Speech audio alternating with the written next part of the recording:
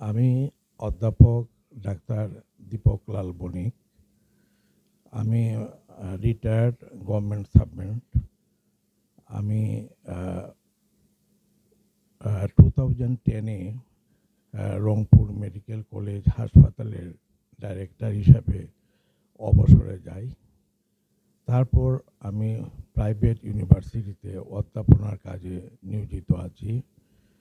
আমি north south university সহ আরও 3-4টা ইউনিভার্সিটিতে খণ্ডকালীন অধ্যাপক হিসাবে পাবলিক হেলথ পড়াই। তো টিয়ালি স্যারের সাথে আমার পরিচয় হবিগঞ্জ গভর্নমেন্ট স্কুলে ছাত্র থাকাকালীন। আমি 1969-এ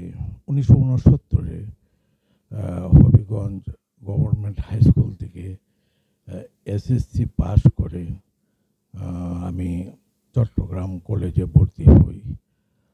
তখন থেকে আসলে স্যারের সাথে আমার যোগাযোগটা বিচ্ছিন্ন হয়ে যায়।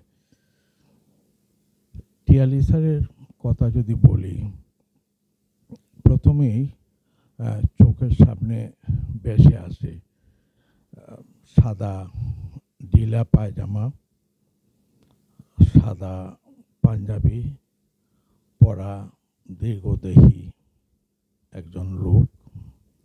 আমার চোখের সামনে ভেসে আসে যে উনি হোস্টেল থেকে বের হয়ে আসছেন, স্কুলে ঢুকবেন। উনি হোস্টেলের সুপারিনটেন্ডেন্ট ছিলেন এবং আমি বলবো যে একজন সফল সুপারিনটেন্ডেন্ট উনি ছিলেন। প্রকৃতপক্ষে উনি মানুষ গড়ার কারিগর ছিলেন। উনি ঠিক বুঝতে পারতেন কাকে দিয়ে কোন কাজটি হবে এবং উনি প্রতিটি ছাত্রকে যাতে তার ডেভেলপমেন্ট হয়, শিক্ষাগত উন্নতি হয়, তার চারিত্রিক উন্নতি হয়, এর জন্য উনি সর্বদা সচেষ্ট থাকতেন। আমি দেখেছি যে আমাদের স্কুলের এহেন কর্মকাণ্ড নাই যেটাতে টিয়ালি স্যারের অংশগ্রহণ ছিল না।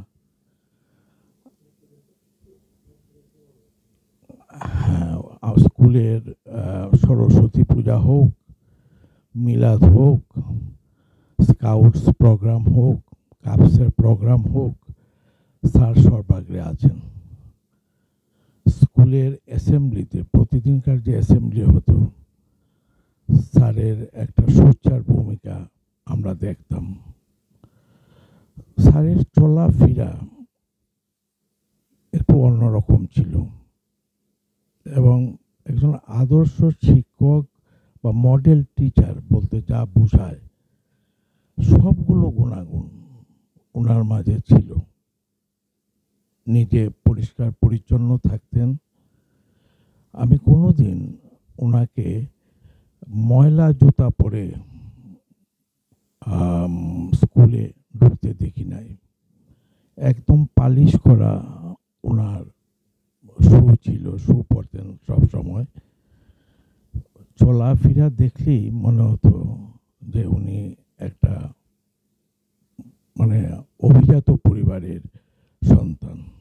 একটা আভিজাত্যের ছাপ ওনার চলাফেরা, কথাবার্তা সব কিছুতে ছিল। টিয়ালি স্যারের সাথে যেটা আমি বললাম, 69-এ আমি হবিগঞ্জ ছাড়ার পর, তখন তো হবিগঞ্জ গভর্নমেন্ট স্কুল খুব নাম করা স্কুল ছিল। প্রতিটা বছরেই খুব ভালো ভালো রেজাল্ট হতো এসএসসিতে বিশেষ করে। এবং আমরা 1969-এ এসএসসিতে আমি সহ আরও আমার 3 বন্ধু, আমরা 4 জন স্টার মার্ক পেয়েছিলাম। স্যার অত্যন্ত খুশি হয়েছিলেন আমাদের এই রেজাল্ট দেখে। আমি যখন হবিগঞ্জ ছেড়ে যাই, তারপর চিটাং কলেজে পড়ি। তারপর মেডিকেলে ঢাকা মেডিকেল কলেজে ভর্তি হই। এরপর মেডিকেল পাস করার পর 1986-এ বিভিন্ন জায়গায় পোস্টিং হওয়ার পর আমার বিয়ানীবাজারে পোস্টিং হয়। একটা ঘটনা আমার খুব মনে পড়ে, যে ঘটনায় স্যারের সাথে আমার যোগাযোগ পুনঃস্থাপিত হয়। একদিন একজন ভদ্রলোক আমাকে নিতে আসছে কলে রোগী দেখার জন্য। একটা বাচ্চা রোগী দেখতে যেতে হবে। তো তখন আমরা কলে যেতাম, কারণ বিয়ানীবাজারে মোটরসাইকেল দিয়ে যাওয়া যায়। আমারও তখন মোটরসাইকেল ছিল। তা আমি মোটরসাইকেল করে এই রোগী দেখতে গেলাম। তো একটা সুন্দর টিলার উপর একটা বাড়ি, গাছগাছরায় ঘেরা, একদম বাংলোর মতো বাড়িটা, খুব সাজানো গোছানো। ওখানে আমাকে নিয়ে যাওয়া হলো। আমি রোগী দেখলাম। রোগী দেখার পর যথারীতি প্রেসক্রিপশন দিলাম। প্রেসক্রিপশন দেওয়ার পর আমি আমার জিনিসপত্র গুছাইতেছি, আমার স্টেথো এবং প্যাড এগুলা ব্যাগে ঢুকাচ্ছি। এই সময় পিছন থেকে একজন বৃদ্ধ লোক, দাড়িতে মুখ ঢাকা, খুব মিহি গলায় উনি আমাকে বললেন যে, ডাক্তার সাহেব আপনার নাম কি? আমি ওনার দিকে ভালোভাবে না তাকিয়ে বলে দিলাম যে আমার নাম দীপকলাল বণিক। স্যার তখনই আমাকে জড়িয়ে ধরলেন, বললেন, দীপক, তুই তো টিয়ালি স্যারকে চিনলি না? আমি পিছনে তাকালাম স্যারের দিকে। তারপর এই নতুন অবয়বের মধ্যে এই দাড়ি বেষ্টিত যে ফেসের মধ্যে আমি ঠিক টিয়ালি স্যারকে আবিষ্কার করলাম। তো আমি বললাম, স্যার আপনি এখানে? বলে, আমি তো, এটাই আমার বাড়ি। আমরা, আপনার বাড়ি বিয়ানীবাজার? আমি তো জানতাম আপনার বাড়ি হবিগঞ্জে। বলে যে, না, হবিগঞ্জ তো আমি চাকরি সূত্রে থাকতাম। হ্যাঁ, 31 বছর আমি হবিগঞ্জে চাকরি করেছি। আমার এই জলরূপ বিয়ানীবাজার আমার বাড়ি।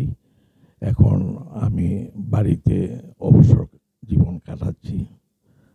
তারপর অনেক কথা, যে স্যার শরীরের কথা জিজ্ঞেস করলাম, হবিগঞ্জের কথা আসলো, ওনার বাড়ির কত বললেন।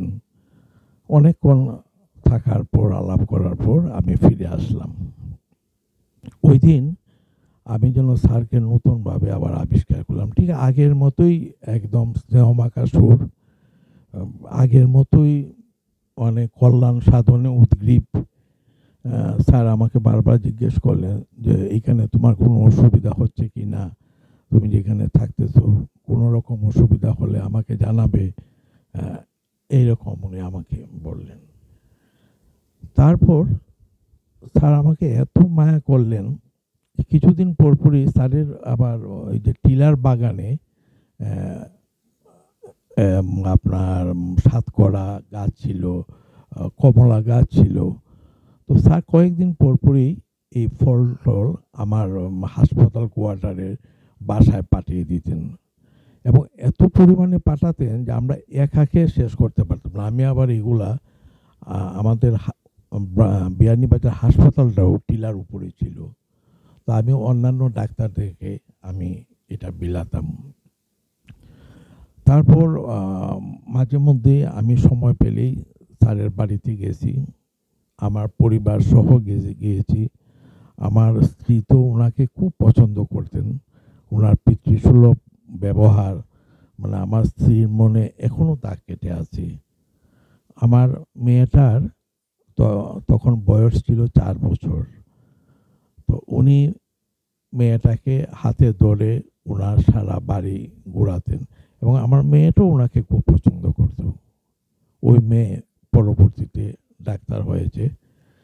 তো স্যার, আমি এটা দেখলাম যে একটু ভালো মানুষ যারা মানুষের জন্য সব সময় চিন্তা ভাবনা করে, তাদের পরবর্তী জীবনটাও শান্তিতে কাটে। আমার মনে হলো যে স্যার যেন শান্তিতে তা ওনার অবসর জীবনটা এখানে কাটাচ্ছেন। পরবর্তীকালে আমি ওনার সম্বন্ধে, বিশেষ করে ওনার ব্যক্তিগত জীবন সম্বন্ধে অনেক কিছু জানতে পারি। সেটা